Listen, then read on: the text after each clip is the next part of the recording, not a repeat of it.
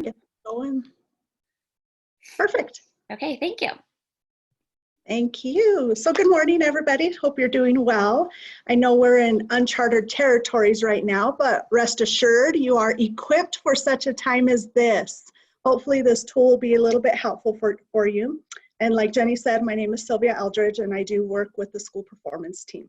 So just a quick disclaimer, I am not an expert in Zoom, but I am a skilled user, so I know I can help you. And today we're going to walk through some basics. So I'm not going to go deeply into the advanced settings of Zoom. I just want you to know that Zoom does have a wide variety of functions. But again, today I'm going to stick with KISS. Keep it simple, Sylvia. I'm going to try. I'm going to do my best. But first we're going to go up how to set up your account. And then we'll walk through scheduling a meeting using the different options of the waiting room and the breakout rooms, because I know the breakout rooms are going to be a huge advantage for you.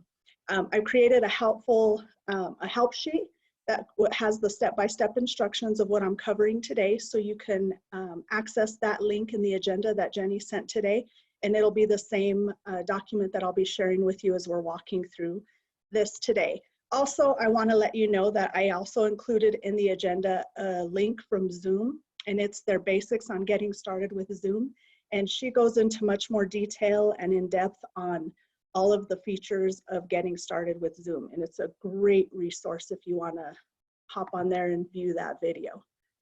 And with that, let me just pull up my screen share.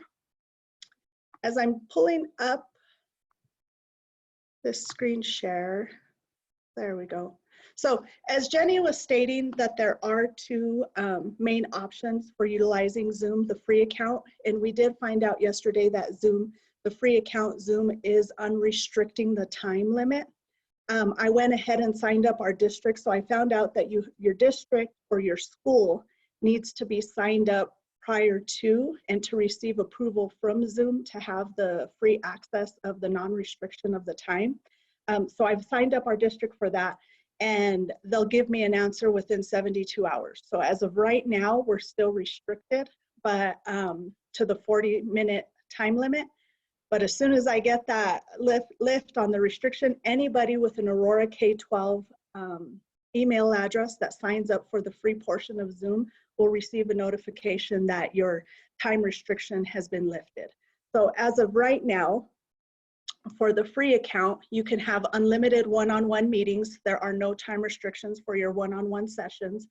And anytime with Zoom, with the free account, you can utilize or have 3 to 100 participants, and that's where the time limit comes in of 40 minutes per meeting. Now, if you wanted to, you can do back-to-back meetings if you need an extended time period until we get that time restriction lifted, or the approval that we're lifted for our district.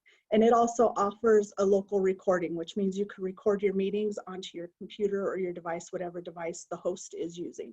And with this, the host is the only one who can record. And with the Pro account, there are no time restrictions. The Pro account is $14.99 a month. There are no time restrictions. Your meeting duration can be up to 24 hours. Hopefully you're not having a 24-hour meeting, but if you do have an 8-hour PD, you have no time restrictions on that, and that can be for 1 to 100 participants as well.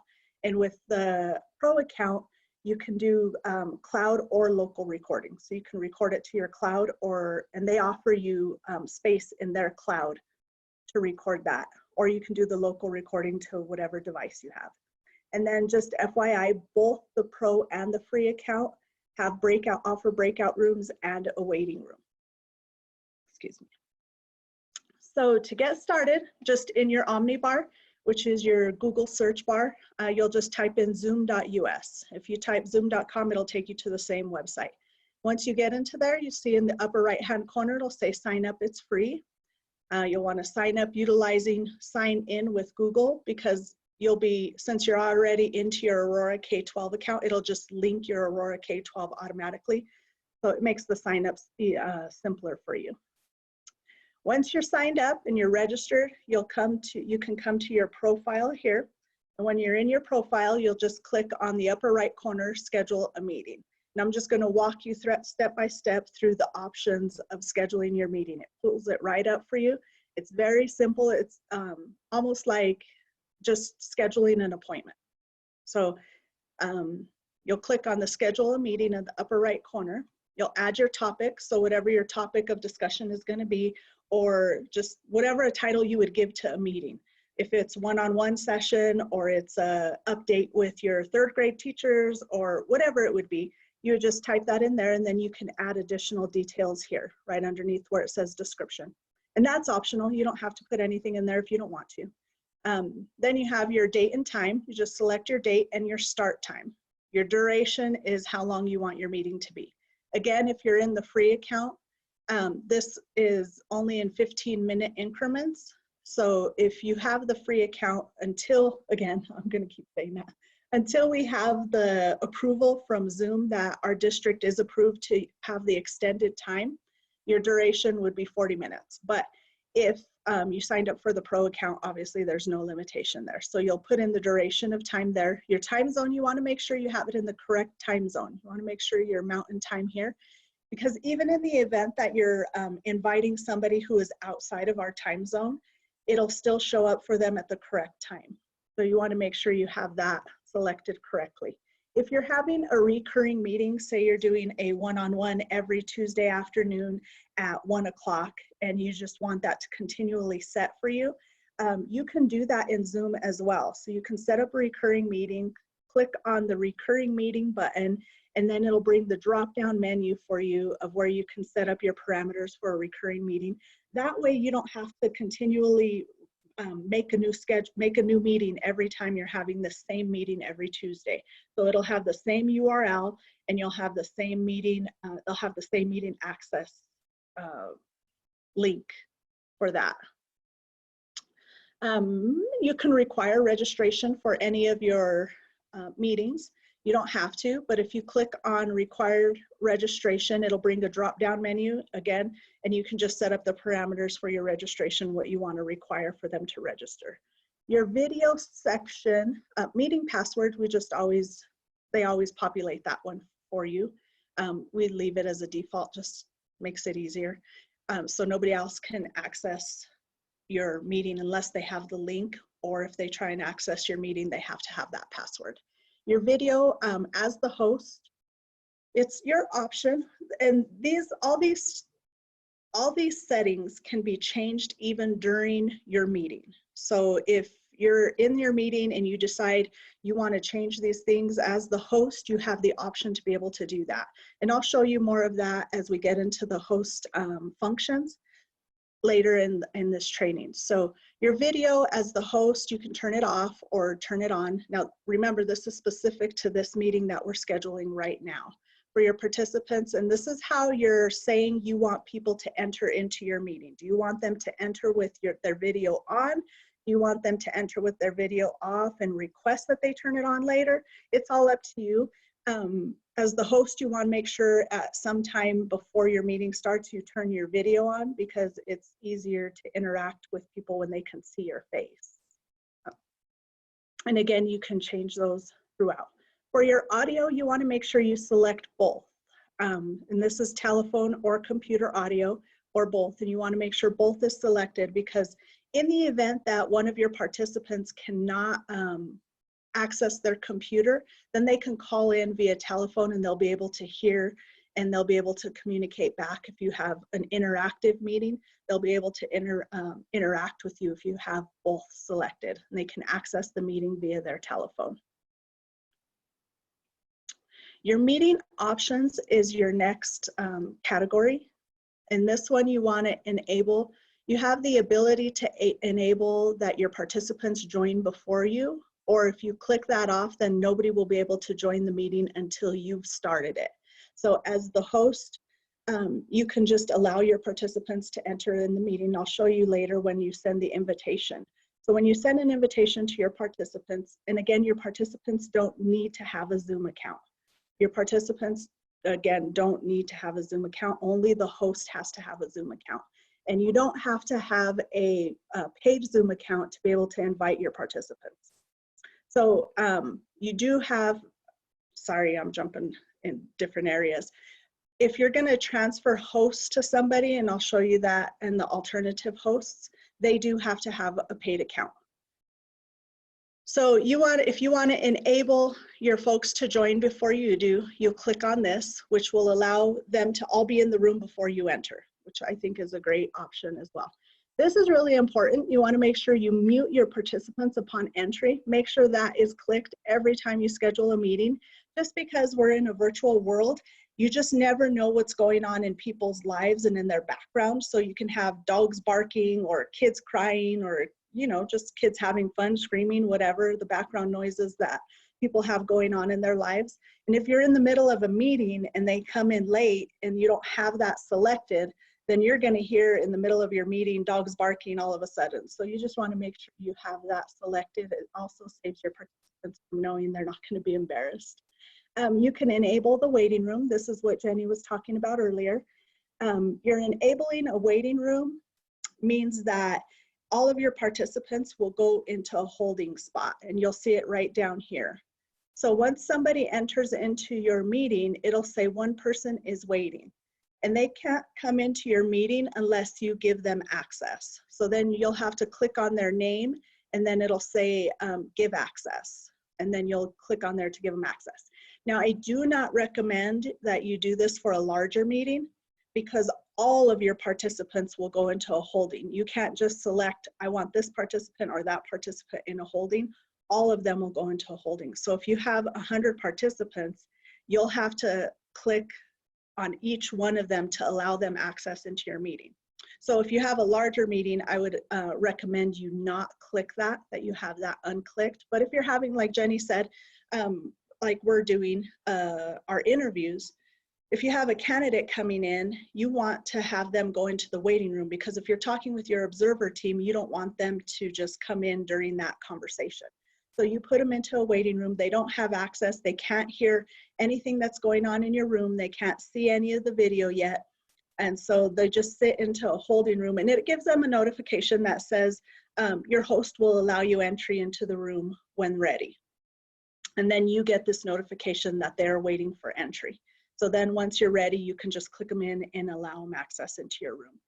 The next one, only authenticated users can join. We don't really utilize that because everybody you invite is going to be an authenticated user. Your breakout room pre-assign, here's where you would assign your breakout rooms. So if you're planning to have breakout rooms, you want to make sure that is clicked. And then once you do that, it'll bring down a drop-down menu.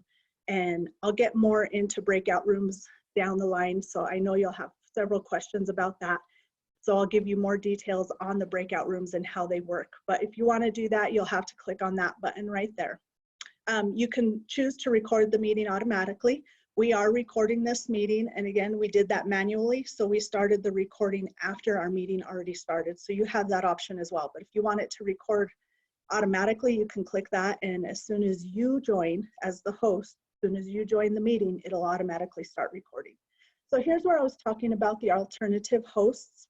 So your alternative host does not work unless they have a paid account. So you can't type that in here. But in the event that you're leaving a meeting early, you can assign any one of your participants in the meeting. You can transfer hosting to them. But as the host, you have to be in the meeting for it to take place. So here's your breakout rooms. So if you click on that breakout room pre-assign right here, they'll give you this drop-down menu. So you'll want to know how many breakout rooms you want to have. Zoom currently offers 50 breakout rooms is your max capacity, and you can have a total of 200 participants in the breakout rooms. Obviously with the pro and the free account, you can only have 100 participants, so you'll never max that out. Just keep that in mind. You'll want to click on the create rooms. So when you click on breakout rooms pre-assign, you'll get these options here. Then create rooms, and then you'll get this breakdown. You'll want to click on the plus sign to create as many breakout rooms as you're going to need. Now, if you get in the middle of your meeting and you realize, oh shoot, I need another breakout room, I have more participants than I thought, you can still do that while in your meeting. So don't freak out and think you have to have so many, but it's better to have more rooms than not enough rooms. So if you think you're going to have 60 participants, create as many rooms for your 60 participants, because if you only have 40, then that's no big deal. You can move people around in your rooms. So you'll just keep clicking the plus sign, and right here it'll show you how many rooms that you're creating. And it automatically defaults to numbers. So it'll be breakout room 1, 2, 3, etc., etc., etc. You can personalize the titles of your breakout rooms right here. If you just click on the pencil, you'll highlight your breakout room, and you click on the pencil, and then you can personalize and change the title of that breakout room. So if you wanted it specific to, you know, let's say your elementary teachers or your secondary teachers, if you're doing a broader training or something, or if you can just do your math teachers or your social studies teachers, etc. You can change, you can personalize those breakout room titles. Once you have that done, you want to import your, you want to pre-assign your attendees. It's easier if you pre-assign them to a room prior to your meeting started. So if you can do that here in this on this step, that would be best for you. Now you can assign your participants to the breakout rooms during your session, but again, this is more efficient if you can do it here. You can upload from a CVS file or an Excel file and in there, or you can manually enter each participant into the rooms you want them. That's their, you'll enter them by email address. And once you're done there, you'll click save, and your breakout rooms will be saved. That would be the last step in creating your meeting. So you would click the save button again. Once you click that save button, it'll show you your summary of your meeting. And that's where you can find your URL to invite your attendees. But you can copy and paste this into an email. You can copy and paste it into a meeting, an invitation from your Google Calendar. And just so you're aware, Zoom is compatible with Google, so your Google Calendar can be imported, Zoom can be imported into your Google Calendar. So the same way you have the option to create a Google Meets in your calendar, you have the option to create a Zoom meeting in your Google Calendar as well. You just have to click on the, it'll show you, it'll walk you through and show you the button you can select. If you want a more in-depth invitation for your attendees, you can just click on the button where it says copy the invitation. When you do that, it'll bring this up for you. And in this, it has all of the information. So it has the information, it has the URL, it also has the date and time, but it also has down here the phone number for folks that cannot access their computer. They can dial in by calling this phone number and accessing your meeting with this meeting ID and this password. Okay, you can copy that into a Google appointment. So as the host, here is your navigation panel. And I tried to number these just to kind of show you what different things that you can do as the host. And only you as the host have these options. Your participants don't get all of these options. So first, this is your gallery view. You can change your view from gallery view or to speaker view. Right now we're in speaker view.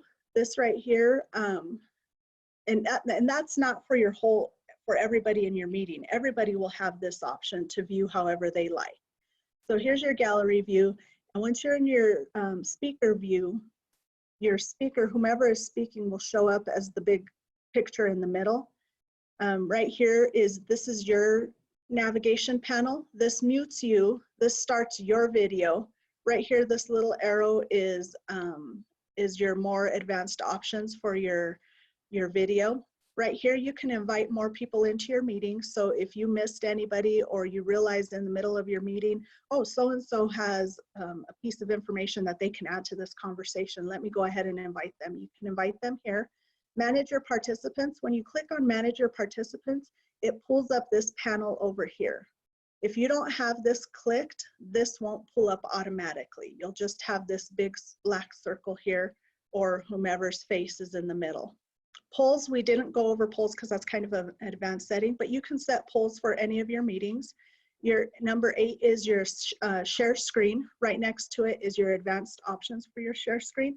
Anybody can share their screen. As the host, you have the ability to select if it's one at a time, one person can share your screen, or you can select that participants can share at any time. and multiple participants can share. You'll just do that in your advanced settings. So if you click on the More button, it pulls this up. And right here is your chat. So we do have a chat. Your record, if you want to record it on this computer or to the cloud. Because I have a pro account, I have the option to record to the cloud. If you don't have a pro account and you have the free account, your only option will be to record on this computer. And then right here at the bottom, you have your breakout rooms.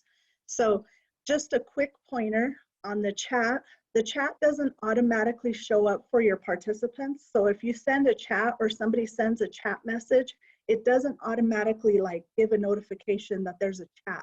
What it will do though is it'll highlight this more in our orange. And then that just lets people know that there's a chat. Just so you're aware, because a lot of times we think that it's instantaneous and that they should have got that message, but a lot of times if people don't have this pulled up, it won't notify them. So your breakout rooms, and then over here is more settings that you can change during your meeting. So if you decide you want to put your participants in a waiting room on entry, you can click that here. Or if you decide you don't want them to be in a waiting room, you could click that here again and it'll change the settings for your meeting. So nothing is set in stone. You can play with this and you can work around and just navigate things and find things, and it's not going to break, I promise. You'll just be able to undo it whatever you've done or go ahead and change whatever you want to change in the middle of it. So let's get back to the breakout rooms because I know that's a big one. So here's where you'll click on your breakout room. Once you click on this button here or this tab here, it'll pull out, oh, I'm sorry. Let's nix that, rewind. We're going to go back to the share button. When you want to share your screen, so you'll click on this button here, share screen. When you click on that, it'll pull this up for you. So this is your, basically what it pulls up are all of the screens that you have open. So you can select which screen it is you want to share. If you want to do a whiteboard, you can do a whiteboard.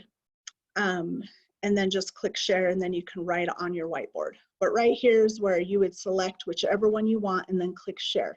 Here's where Jenny was talking about if you wanted to share a YouTube video, you'd have to click on one of these buttons down here, share computer sound and optimize screen sharing for video clips. You'll want to make sure those are selected.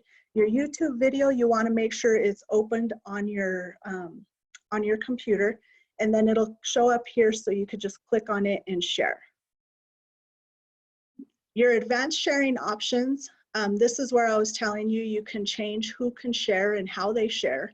So here's your advanced options for sharing. If you want multiple participants to be able to simultaneously share, you can click that.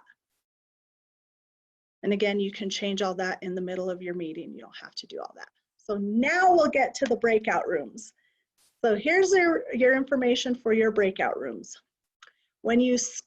After you've scheduled all your participants into your breakout rooms and you're ready to start your breakout rooms, you'll click on that button that said breakout rooms and it'll pull this up for you.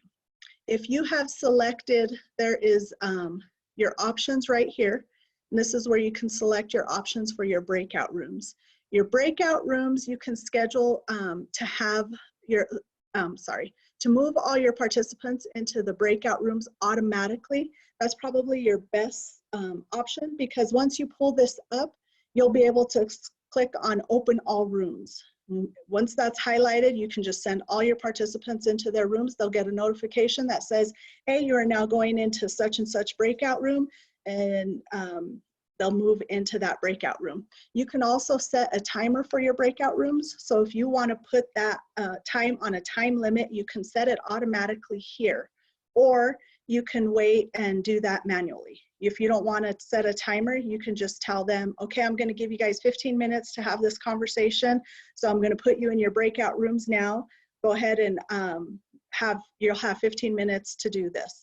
And then you'll have to manually pull them back into the room, to the main session. So it's pretty much, it's easier if you utilize this option because you just set the timer. Once you set the timer for their breakout rooms, they'll get a countdown and you can set whatever their countdown is. So if they're in there for 15 minutes and you set a 60-second countdown, a minute before the session is supposed to end, they'll get a notification on their screen that says, hey, you have 60 seconds to end your conversation and get back into the main session. So you can utilize that option here, or you can do it all manually. If you decide not to select the move all participants into the break room automatically, you'll have to do it manually by selecting the drop-down rooms and clicking on all the participants and then opening all the rooms. So this is your more efficient option to do it that way. Once they're in the rooms, when they're in session, you as the host have the option to join any one of the rooms you want. You can go in and out of all the rooms if you wanted to just pop in and say hi, or you just want to pop in and listen. You have the option as the host to pop into any one of those rooms. And you also have the option as the host to move anybody into any room. So if you decide one of the participants, you're like, oh my gosh, she had a really great thing to share in that room. I want her to go ahead and say that to this other room, not all the rooms, but this other room. So I'm going to move her from this room to this other room. You have the option to do that by just doing the drop down on breakout room, whatever one they're in, highlighting them, and then move to. So you can move them to whatever room you select. At the same time in this option, you can broadcast a message to all of them. So if you chose not to do the automatic, the timer on the meetings, here's where you can send a message to all of them and say, hey, you have 30 minutes, or you have 30 seconds to get back into the main session, or you have 2 minutes, please wrap up your conversations because I'm going to move you back into the main session. And once you click on close all rooms, it'll send them a notification that says, hey, in 60 seconds, your room is closed. So it doesn't automatically close them out. It gives them a warning of 60 seconds. And then your participants have an option of they can select to wait out the 60 seconds, or they can select to immediately move back into the main session. And once you've pulled everybody back into the main session and you decide that you're done, you can end your meeting right here. And so at the bottom right corners, end your meeting. And then you'll get this option where you can end the meeting for all. Or if you need to leave the meeting and you want the meeting to continue, this is where I was telling you earlier, you can assign a host to somebody else. So if you have an AP in the room, or you have another teacher leader or somebody in the room that you want to go ahead and just transfer host to them so they can continue the conversation, you can do that. You can do that by selecting their name, and then it'll show you the options that you can assign host to them. And with that, I am all done. Just so you know, Zoom has this little handy dandy thing in the right-hand corner of on their website, and it says help. You just click on that and they will offer you all the help you need. And again, they have a ton of resources on their website. They have a bunch of tutorials. They do live tutorials, and they have recordings as well. So if you have any questions, you can access them there. But I'm available as well. So if you have any questions or need any more details, you can just shoot me an email and I'll get back to you. And that's it. Jenny? Thank you, Sylvia. Thanks so much for this whole session. And if anybody has questions, feel free to reach out to us. We would love to support you with any of those. Any questions before we get off? I can stay on for another couple minutes if there's anything that comes up. But again, we just want to say thanks, Sylvia. So we do have a question here. Can you give me an idea as to when we would create a breakout room? It's just any time in a meeting that you want people to break out into smaller discussions, or you want them to have like a tabletop conversation, you want 3 or 4 people. If you have like a room, so your main meeting is like 20 to 30 people, and you want like 3 or 4 people or 5 people to go have smaller conversations, you can create breakout rooms for that. Any other questions? I just had a question about IEP meetings because of that 40-minute time period. But I did look, and I think I'm actually having an IEP meeting on Google Hangout. So I'm not sure. I just had a question about that. Yeah, that's a hard one, because your IEP meeting, especially if you're having a conversation with a parent, you would probably want to have the pro account right away. Again, I've put in the request for our district to have the extended time on the free accounts. When is your IEP meeting? April 1st. Okay, so they said they'll get back to me within 72 hours. Okay. So within 72 hours, I should have Oh, notification great. of if our district is approved for that extended time or not. Yeah, let me also follow up on that one because I thought that Zoom might be the only tool that was FAPE compliant. And I don't, let me Okay. check on that. Let me just check on that with Rachel and get that information back to you. So Just that to would, make sure, because I don't want there to be any issues. okay, so to let us know what platform we would need to use for specifically for IEP meetings? Yeah, I'm guessing that Rachel has already thought about that, but let me just, let me check on that for you, okay? And I will get back to you, I promise. Okay, thank you. Sure. Any other questions? Okay, well with that, we'll let you guys go and see you in any additional meetings today. Thanks for being here and thank you, Sylvia. We appreciate you. Yeah, thank you. Thanks. Bye. Bye-bye. Thank you. Thanks, Natalie.